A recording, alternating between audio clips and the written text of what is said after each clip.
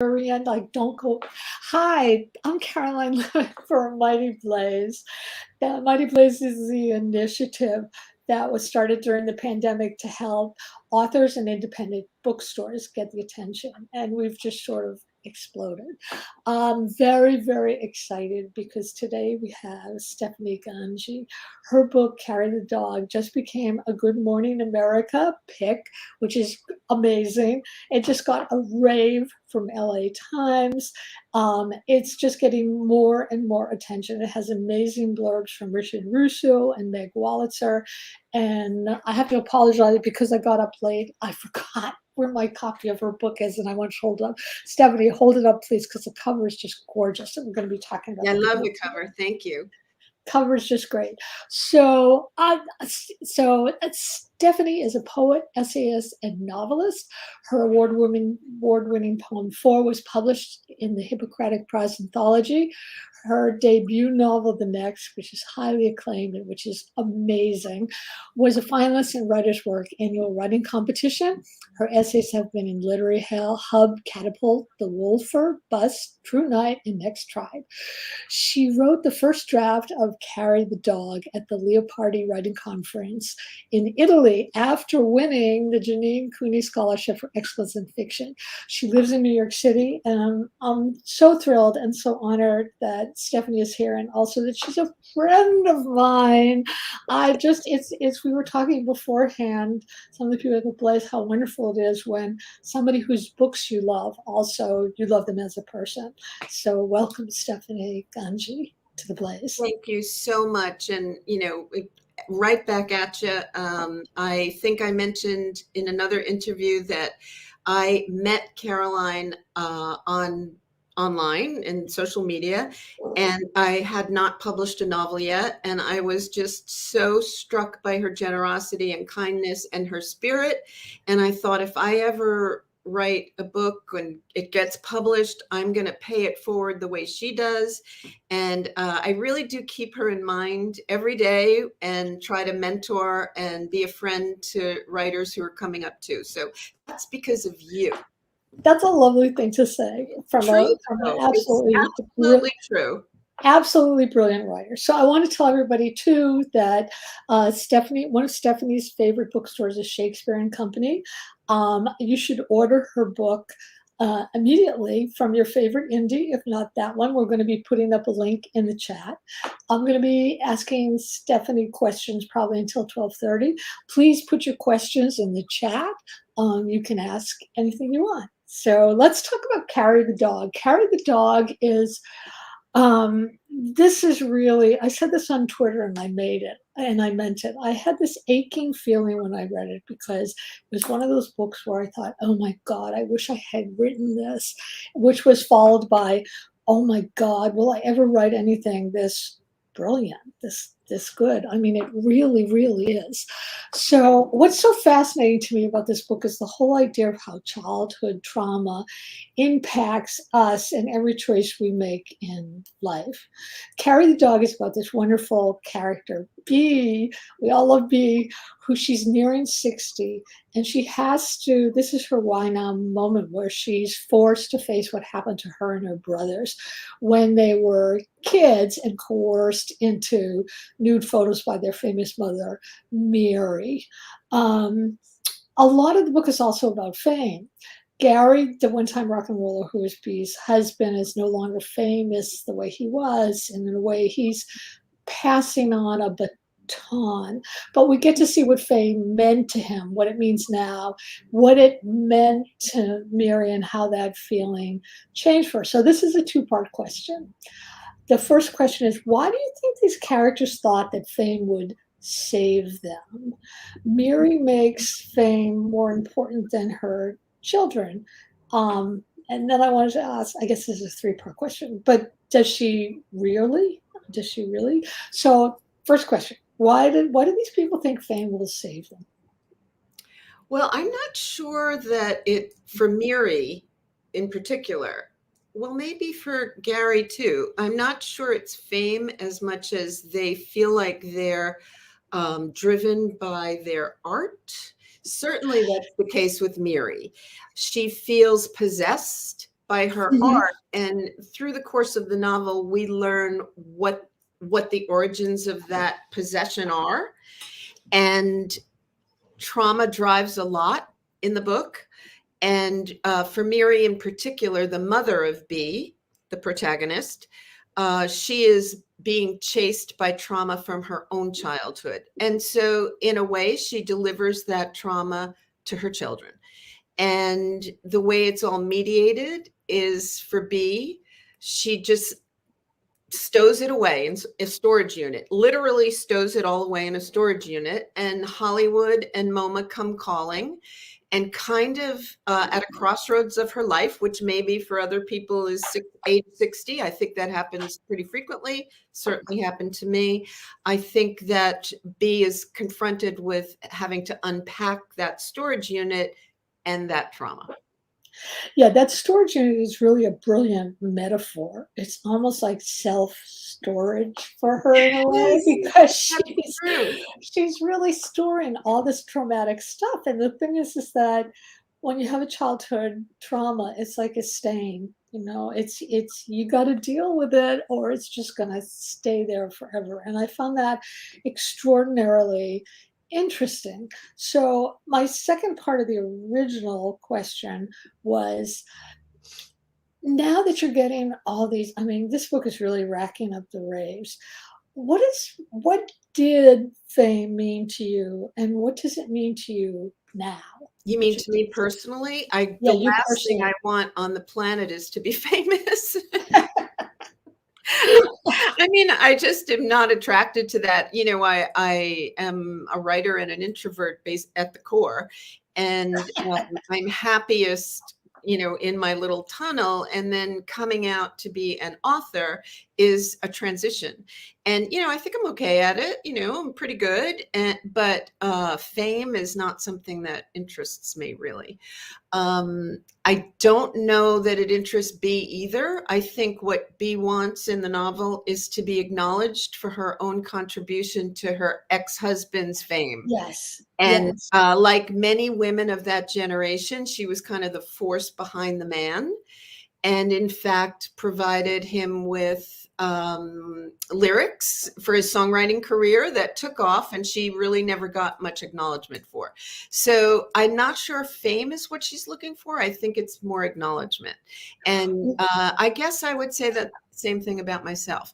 I have to just go back to one thing you said. I can't believe I jumped through so many hoops to make that storage unit metaphor work, and I forgot the term self-storage. I just wrote it down. I'm killing myself. How did I miss that? But thank you. So thank you for this is a little Uh, geek writer aside. yeah, it was brilliant. It was absolutely brilliant. I didn't use that Because exact phrase. the interesting thing about storage units is we all have stuff that we saved away, but when it's in a storage unit apart from Yeah. us, there's like more barrier. It's not like all the crap I have in my Yeah. closet that I can't deal with.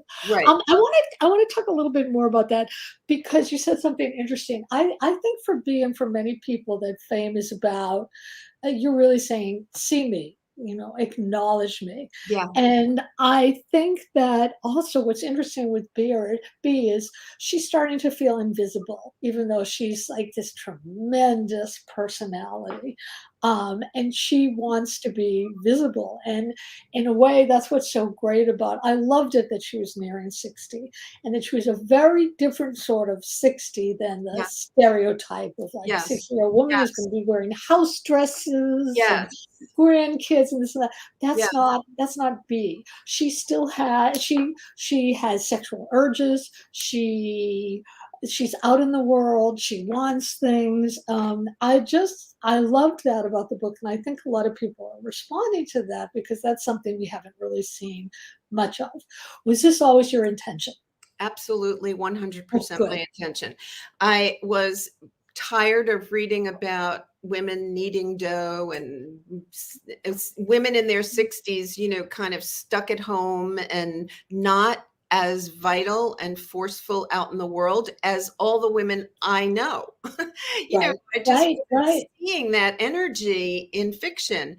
And just one little aside is that on the flap, back flap where the author photo is, and my little bio, I kind of lobbied to put my age in there.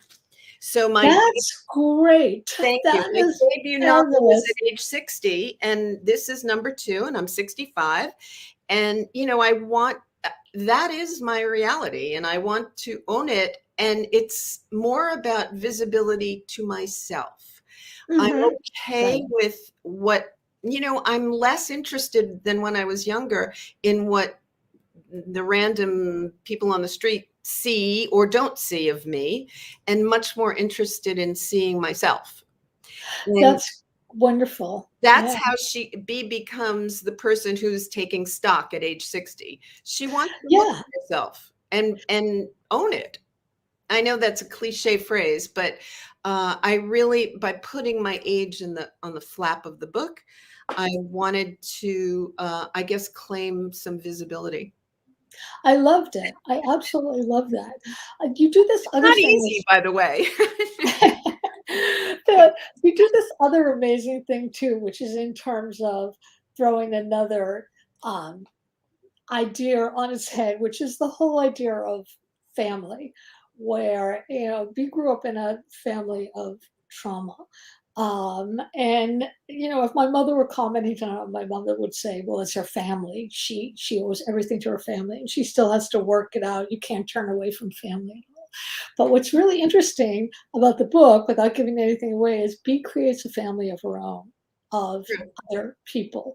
And it's done so, it's not done deliberately, it's just sort of happens organically. Yeah. And I think that it happens organically because of who B is. Can you talk about that a little, please? Because it was done so beautifully. Thank you. Yeah, she definitely creates her own family because she has felt abandoned by her family of birth. And she doesn't exactly set out to create a family. Right. She sets out to challenge her own assumptions about what family is and about the people she surrounds herself with. And she has a dog that's not really her dog, that she's dog sitting for and long term, and that becomes part of her family. But it's every element is in conflict and also shifting all the time. But she never gives up on challenging her own assumptions about what a family can be. And I mean, honestly, she chases love in all its forms in the book. And her commitment is to that. I'm getting a little teary right now. I love it. I love it. Her commitment is to giving and receiving love because at age 60, your years ahead are probably going to be shorter than the years behind. Well, not probably, definitely. And she realizes that, and she wants to maximize the love. That's a lovely phrase, to maximize the love. I mean, it's just the book just makes you feel so many things. I mean, by the time I got to the end of the book, I just felt so just so great. I mean, I just loved B, and I loved the other characters, and a lot of them have a change too. And she has to change a lot in what she thinks her ex-husband Gary is doing, and then she realizes he's doing something very Right. different, She's which wrong a is lot. She's wrong a lot. And Mhm. instead of feeling threatened or challenged by being wrong, she makes a conscious decision to examine how she got wrong. And I do think that, in the current climate, people are so Right. fixed and protective of their opinions and their assumptions, and it's causing this divisiveness.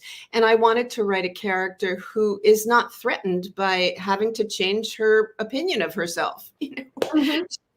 Yeah, She B just, is actually B is actually the friend that we all want. I mean, when I closed the book, I thought, "Oh my God, I want this woman to be my friend." And then I realized all the parts of her that were in you. I get to be your friend.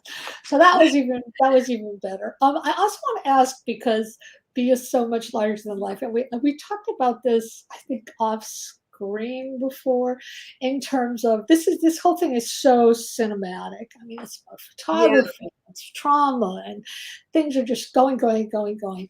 So who would play B? Oh, that's such a good question. And, I'm sure you know as well as I do that when Hollywood comes knocking, nothing ever happens. Sometimes it does. You never It know. does? This Okay. would be a great role My for an fingers are actor. crossed. It's out there now. But, I watched the series recently called Made by it's about the It's a Stephanie Land great. memoir. Yeah. And I thought Andy McDowell was fantastic. So I think Mhm. she would be a good B. I have always loved Diane Lane. And Diane great. she, I think, is embracing her age. I saw her in something recently, and she doesn't seem to have altered her face in any way. I think Maura Tierney, I love. I love her. Me She's too. great. She'd be really She's good great. too. So those are my top picks. A few other names Well, have been floated around, but we'll see. We'll see. would you have a cameo? No. No. I always say if I ever got any of my books made, I would want to be the irritated waitress working someplace. That's good. All right, I'll have to rethink. I'm trying to always say yes to everything. So instead of saying no, I'll say, I'll think about that. Oh, you just gave me another question. You're trying to say yes to everything. That's a great way of living. So tell us about that. Why? I guess because I'm at a certain age, and I feel like when I look back on the past, not with regret, just with more of a misty lens, I Mhm. see I see opportunities missed because I said no to something. I was thinking just this morning about when I was a very, very young girl. I think I was in my early 20s. I wanted to be a writer. I didn't actually make that happen until I published at age 60. So I Wow. course corrected and started at 56. Anyway, so in my 20s, I had sent a short story to Esquire, which at the time was the height of short fiction, was the mecca for short fiction. And I got a rejection letter, which I have in, an old journal. And the rejection letter was by the guy who runs Narrative now, very famous editor named Tom Jenks. And he wrote in his own hand, "Not quite right, come back to me with the next thing." I, and at that age, I heard that as a rejection. Oh, no. Oh, That's right. I yes. know the story. That's incredible. That's I did not incredible. even consider that here was this famous editor saying, "Try again." I just That heard he had no. read your piece. He had taken the time to read it and comment. Oh, Anyway, I have, I can't say it's a regret, but certainly I heard that as a no. oh So my now I'm God. trying to reframe everything as a yes. Yeah. Oh So my. that's a good question for me. You hit the nail on the head. Oh, that is just, that makes me, that's the kind of letter that you immediately would respond and say, thank you so much. I have other things I would love to show you, and then show them. I think I was That's 21 years or 22 years old, literally. so, was that the thing that stopped you from writing anything else I think until you were in that your and a 50s? bunch of other things. I think it's similar to B. I channeled a lot of my energy, creative energy into the man that I was with, whoever that was. There have been a few.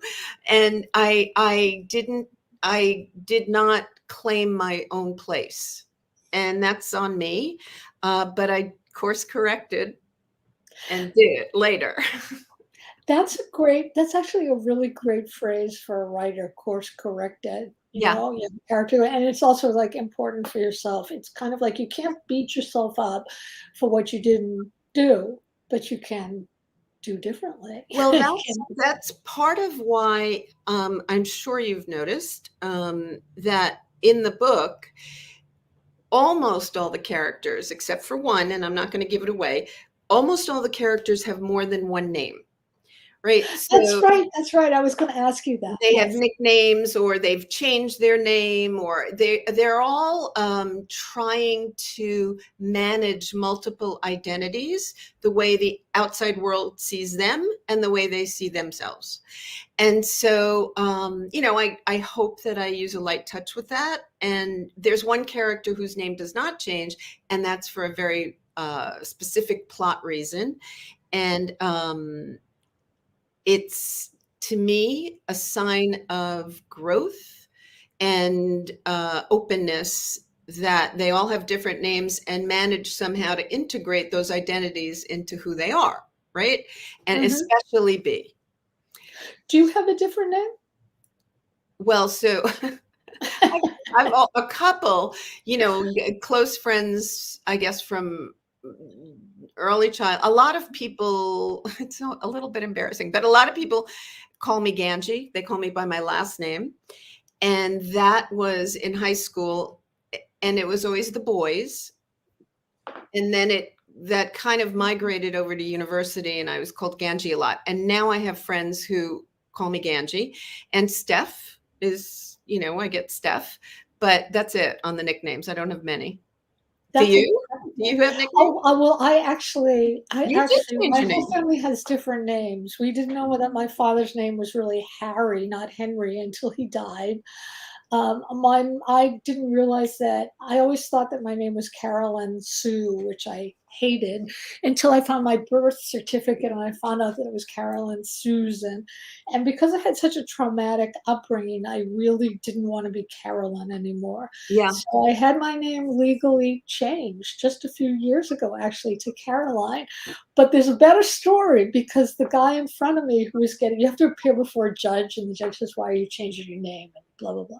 So the guy in front of me wanted to be called Peg Leg Pete. And the judge said, "Why do you want to change your name to Peg Leg Pete?" And the guy very seriously said, "That's my pirate name." And the judge stopped for a moment and said, "Okay, if Yeah. that's what you Okay. want, that's what we'll Okay. do." Yeah. And Yeah. that was who he was. But names are very important. It feels like so much better for me to be Yeah. Caroline. Yeah. Well, Yeah. that's how I met you. So that's who you are. Yeah. Yeah. Yeah, the people who've known me as Carolyn, it's always weird for them, but I tell them, Yeah. Not that person anymore." Yeah. Okay, so jumping off from that, we were talking a little bit before we got on air about process, where you said these really interesting things, because I was asking, how do you know where to start your novel? Um, and how do you know what point of view? And how do you get a great first sentence? And you mentioned the first sentence of Carry the Dog. I want to hear that conversation again, because it was so Okay. wonderful. So tell us about that. So the first sentence of Carry the Dog is, "I'm in the dark. I can't see." And I mean, it's pretty clear that as the novel progresses, that she's in the dark metaphorically too, because there are lots of family secrets that she has both refused to look at and also were hidden from her. And she sort of knows that all these secrets are in this storage unit, but she's preferred until age 60 to not kind of shine a light on those secrets. So I knew I wanted, and so there's that. And then I also knew I wanted to make it clear right at the outset that she was 59 years old, postmenopausal, and had insomnia, like so many women I know. That's one thing I don't suffer from, but all my friends are always complaining about not being able to sleep. And sometimes I'll see a text from a friend or a post, and it's at 2 in the morning or 3 in the morning. And so I really wanted to kind of hone in on that syndrome that a lot of women experience as they age. And so those two things together, her being metaphorically in the dark, but also literally in the dark, I always knew that's where I wanted to start. It's great. It's absolutely great. Oh no, Stephanie, it looks like you have Oh no, you're unfrozen. Okay, good, Oh, good, good. okay. You were Good, frozen for a minute, so good, that's good. always like not a good thing, but now you're okay. How do Um, you I, unfreeze I'm yourself? always interested in what I call the never ending story, where you close the book and you still wonder about the characters. Yeah. I closed this book and I knew B was going to be okay, but I wondered how. Yeah. So can you tell us, without giving anything away, how do you see B in 10 years? And also, I want to know how you see Echo, Gary, and what would have happened if Miri had lived? Oh, wow. That's a whole other book. So one of the ways that I know a title is right, like Carry the Dog is not actually my title. It was suggested to me after we went through lists and lists, dozens of titles that I had, and none of them, some of them felt right to me, but not necessarily to my team. And so Carry the Dog, the title comes from a photograph that B's mother took of two kids in Times Square carrying a dog in rush hour Times Square. And it almost looks like a Walker Evans photo. And so B loves this picture, first of all, because she's not in it. And second of all, because it shows a brother and sister with great determination trying to carry this dog through Times Square. So the I just lost my train of thought, but I'm going to find it again. Oh, where is B? Okay, so one of the things I wanted to show was at the end of the book, when you close the book, that title resonates further. Like that's the kind of title I love. When you close a book and you're like, oh, now I really get the title. You know, Right, I right, first liked it and now I love it. So right. Carry the Dog is about resilience and determination. And I think that we know that B is going to figure it out.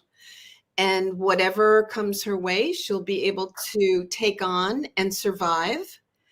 I think Gary maybe won't be with us in 10 years. He's already sort of having a little bit of health issues. He's 70. And if Miri had lived, I don't think Miri would have seen herself the way her surviving children see her. I think she would have stayed in her frame. Right, right, right. I want to remind everybody out there to, like, don't be shy. Ask audience questions or Yeah, comments. We love them. Um, like, you really can't talk about this book without bringing up Sally Mann, and her photographs of her kids. yeah, And in the book, one of the characters says that, well, Sally Mann's kids were naked. They were just being themselves, and we were nude.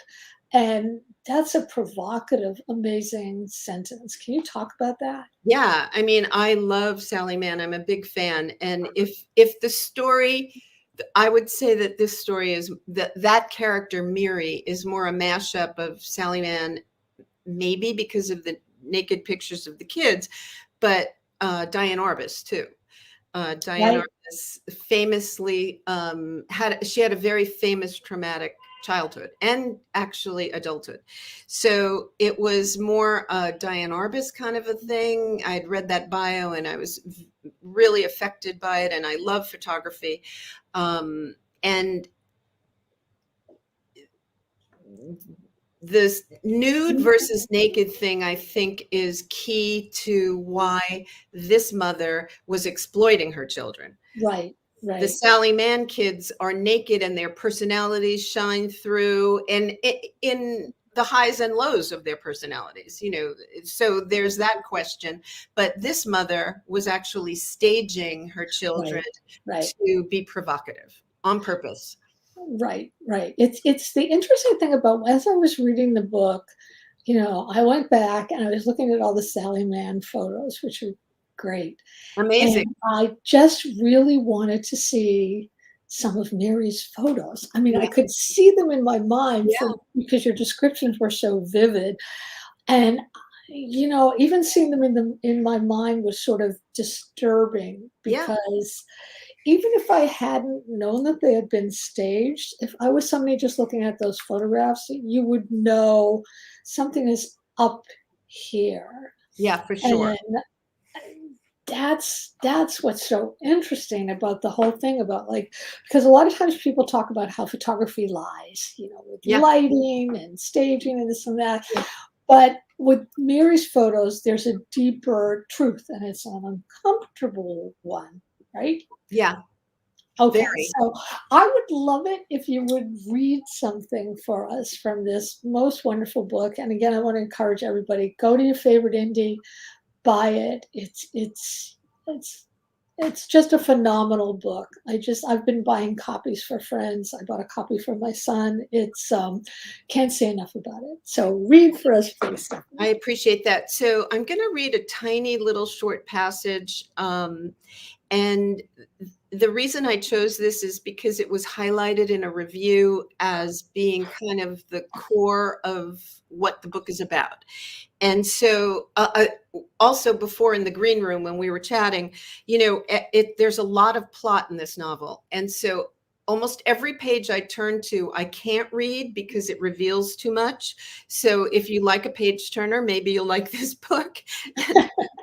And it's very hard to talk about. It's tricky because it's very easy to give spoilers away for this novel. So it's action packed. So I'm going to pick a kind of a quieter passage to read. Okay.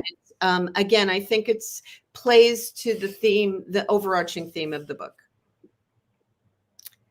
This comes towards the end of the book when B is meeting a friend and also someone who's trying to access her mother's work for MoMA at lunch at the restaurant at MoMA. And it's two women of a certain age, and they have a deep understanding of each other, even though they're not quite super close friends. Okay, so here we go.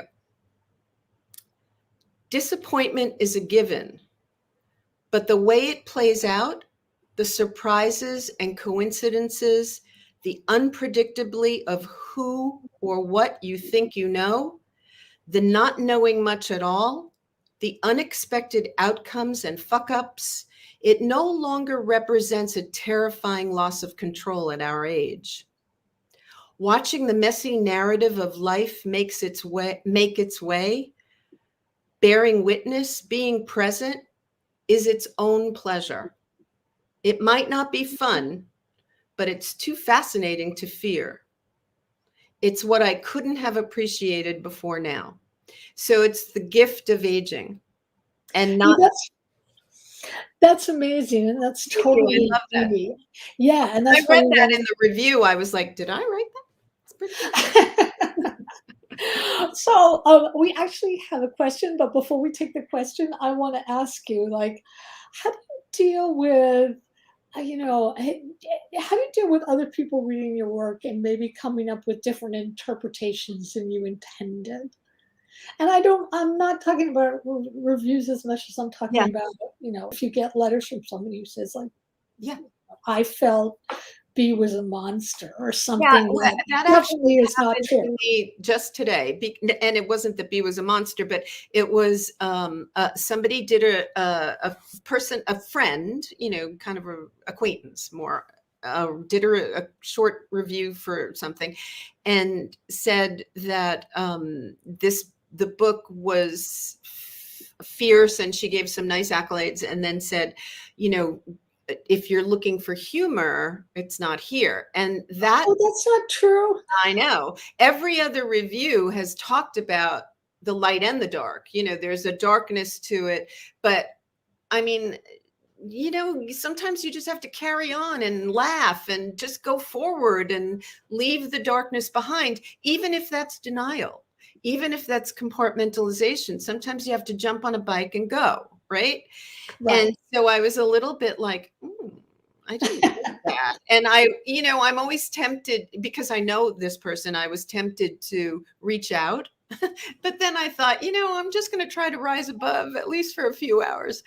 Yeah, and plus it's important to remember too that it's one person's I know. opinion People have told me of. they laugh out loud. They laughed out loud a lot, Oh, and it's also definitely got cried. humor in it. There's wonderful stuff in it. That's why there's like there's parts of the book where I felt absolutely delighted because Yeah, it was just so much fun. yeah, And it's, the unfortunate thing about like it being one person's opinion is that sometimes you get somebody who will say something like that that people reading assume, oh, that's what's going on. But there's nothing you can do Right. about it. I There's mean, nothing you can do about there's it. I nothing just you have to can do about soldier on.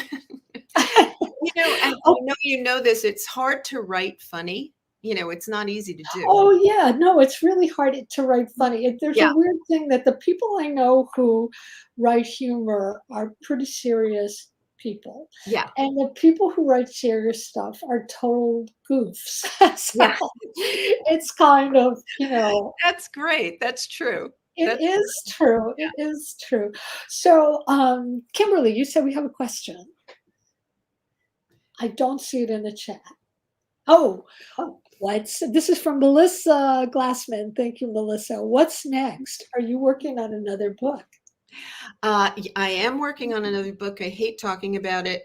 I do have a title, and I'll just be very generic and say it's called The Good Provider, and it's about marriage and money. I love it. Because, I think 80% of the marriages that end in divorce end because of financial pressure. And I can't think of a contemporary novel I've read about that. So I'm going to try to take that on. How many pages do you have? I mean, how far into the novel are you? I'm a couple hundred. Well, I'm going to say 100 pages in. 100 Wow. pages I'm happy with. So yeah, I'm as soon as all this excitement dies down a little bit, which maybe I hope it doesn't, I'm going to try to carve out some time. I did have a lot of essays due in support of Carry the Dog, and now I have a little bit of a break. So I'm anxious to get back to it. I keep glancing over because it's sitting right there. and glaring at me for neglecting it. Let's talk about the whole thing about it, because this seems to me like a relatively new thing where authors are now required to write essays, and lots of them are on a book. And it's very, I don't know, for me, the process was both illuminating because then I realized stuff that I hadn't realized while I was Yeah, writing the book. true. But it was also, sometimes it felt a little forced because I couldn't figure out what the hell am I supposed to write about in an Yeah. essay.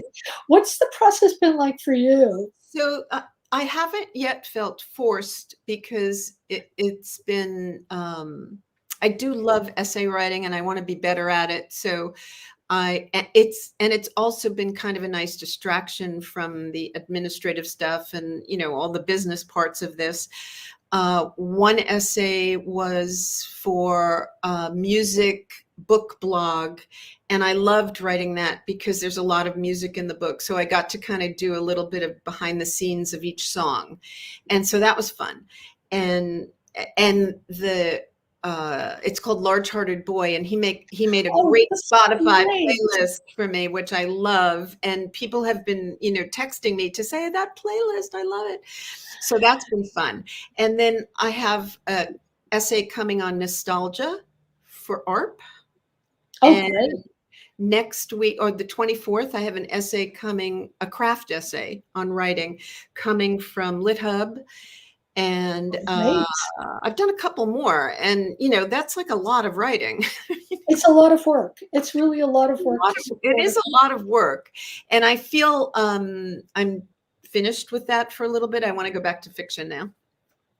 Oh my goodness. So I want to just talk. I have one more question before we need to end, which is about memory. Because a lot of this is about trauma that comes from memory. But I find memory really fascinating because you can embed a memory into somebody, and much like hypnosis, they believe it's real. Yeah.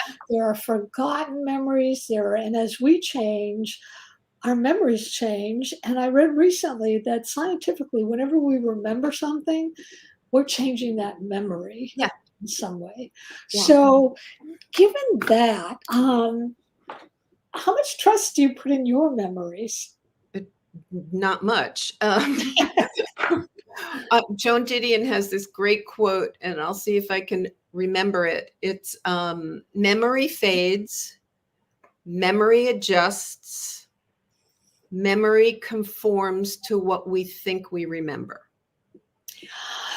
That's really interesting. Would you say it also conforms to what we think we need? Yes. I mean, we may not realize we need it, but there's Absolutely. I think that's a brilliant add to Joan Didion's quote. I really do. I well, think we because it's cherry pick what we need at the moment of the memory. yeah, it's sort of like I keep remembering that horrible story about the daycare center Yeah. run by the McMartin. two Was nice it McMartin? older people. Yeah. And McMartin. everybody, like, they were vilified for, Yeah. hitting these kids and doing all kinds of sexual things to these kids, When it and was it all a turned lie. out later that none of it was true. Yeah, I read about that case for the research of this book, and it's amazing how much was implanted in the kids. Implanted in the kids, and but even when the kids would say things like, "Oh, the teacher flew around on a broom Yeah, high above the school," yeah, people chose to believe, "Oh, the kids are exaggerating, but she probably right, got on a broomstick and right, did that in the classroom." right. It's kind of scary because then it makes you wonder, well, what is it? Are we creating our own reality in a There's way? also a great Barry Hannah quote, which is memory, the whole lying opera of it. Oh, I love that. I know, That's isn't that true. good? It's so That's true. good. That's really, really good. Yeah, it's really good. I just wanna say one more thing, which is that, my son had this wonderful, wonderful teacher when he was growing up, and they all loved him, and we knew his family, and his 2 daughters went to school with my son, and when my son was 12, this guy was fired from the school and pulled out because 2 kids had come forward from and said that 7 years ago he molested both of them. And it was this huge scandal. His wife left him, his daughters were traumatized, Right. and the last thing I heard was that he was offered a deal. He could either go to prison, which of course he didn't want to do because they the prisoners are not very kind to people who molest children, Yeah, or he right. could do a stint in a mental hospital. And he wanted it quickly over. He chose the mental hospital. And I keep thinking, and I'm the only one in the community who thinks that, which shows that I need to think this. What if he just did that to protect his family? Yeah, What if he didn't do that? He didn't want to put his daughters through anymore. And so he just did that. yeah. Um, but I feel like, again, with memory, that's my need to find the good in that situation, that maybe I mean, it's a instead of crazy, stew memory of chemistry and nostalgia and, hopes and loss, and that all swirls together. And I think that's what certainly in this novel, B has to confront and try to pick out what's real and what's a memory she needs. right, right. The whole thing is totally fascinating. Yeah. So we've actually run out of time. So I'm sorry for you can read, this is going to be on the Mighty Blaze YouTube station. It's also going to be on Facebook. We get a lot of people watching at different times and you can still comment. Don't forget to buy either The Next or Carry the Dog at your favorite indie. It would make a brilliant, brilliant Christmas gift. And you know what else you could do? You could take a little photograph and add it to the gift of the book, and people will be delighted. Yeah. Thank you so much for being here, Stephanie Gangi. The book is fabulous, and it's almost, but not quite as fabulous as you Oh, are. you're too good. And thank you everybody for being here, and we'll see you at the next interview. Thank you, Caroline, for these thoughtful Okay. questions.